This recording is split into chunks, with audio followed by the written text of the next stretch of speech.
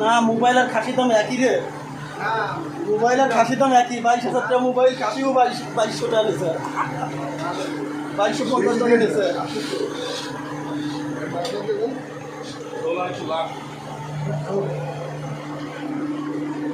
খাসি গোস্ত রান্না করলাম ঈদের ভিতরে চলে খাসি গোস্ত না, আমার নিজেরটাই দেখতেছি। মুরগির রোস্ট করবো এখন, মুরগির রোস্ট।